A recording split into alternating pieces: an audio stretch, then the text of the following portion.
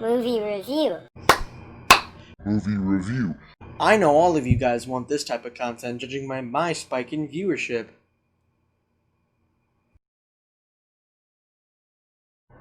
Howdy folks, it's me, the creator, and I seem to have been summoned by whatever fucking demon seems to be controlling this year to tell you about an amazing movie that I hold dearly in my cold dead heart, that anyone who watches my videos should probably know, and this being 2003's Holes, starring Shia LaBeouf and directed by Andrew Davis.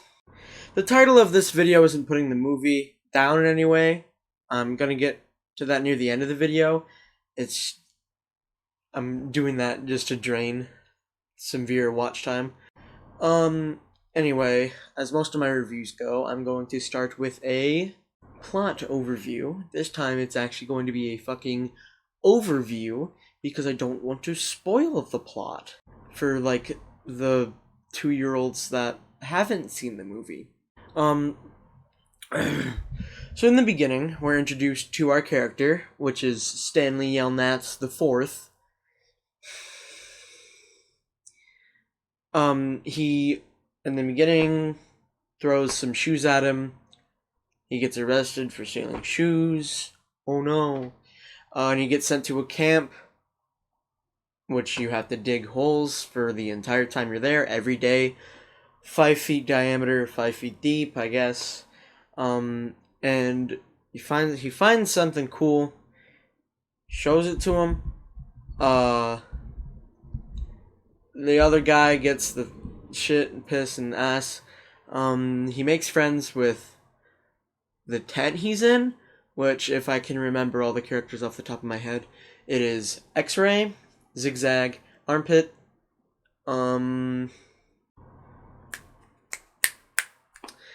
that's all I remember, and Zero. Zero he makes friends with, like really close friends. He teaches him how to read because he doesn't know how to because he's homeless and shit. So Zero runs away because they were like insulting him and shit. And then Stanley runs after him a couple scenes afterwards.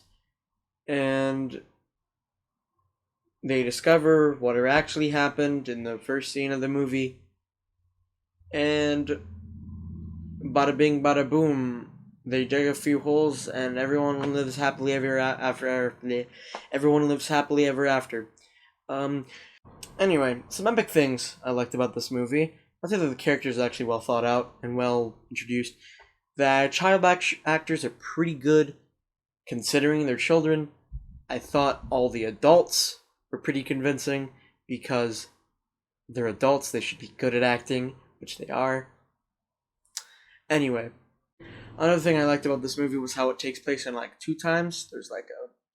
There's the main time where it's like you watch Stanley and the D-Tent do all the shit and stuff, and the story progresses. And then there's like the B time, where it's pretty much like in like 1800s, where it's like a backstory for a bandit that is involved with the story. It's not just random. Named, I think it's Kissing Kate Barlow. You discover why she's called that in the movie, which is interesting. But an epic thing that this movie has behind it is its soundtrack.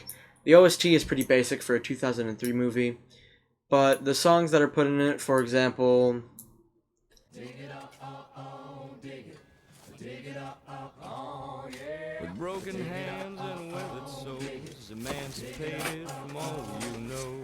You got to go and dig those holes. Dig it up, oh, oh, yeah. Well, the sun is shining, but it don't feel good. Don't smile down on this neighborhood.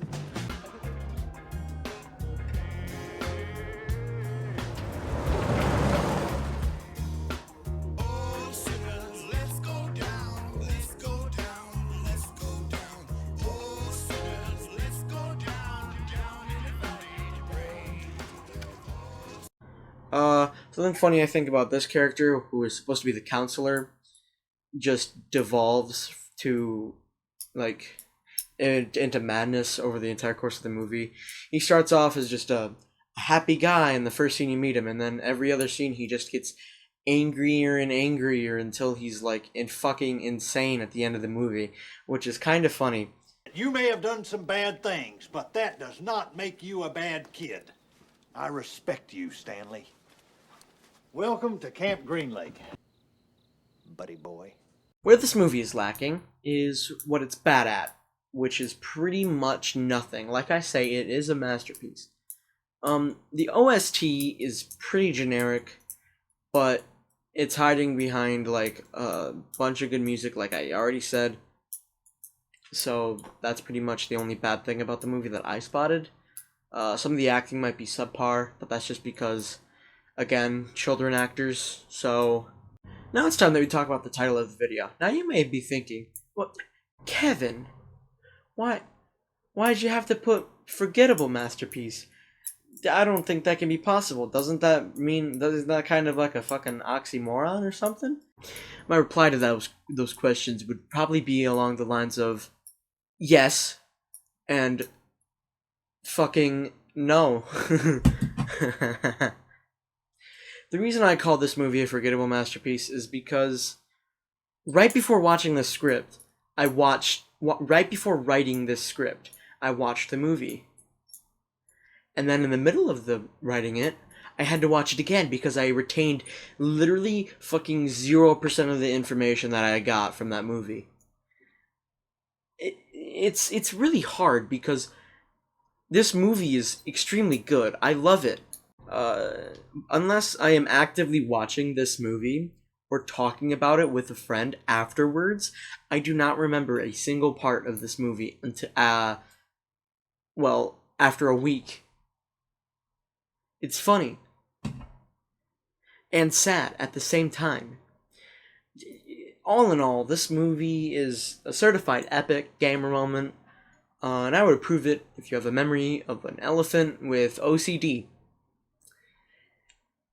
9 out of 10.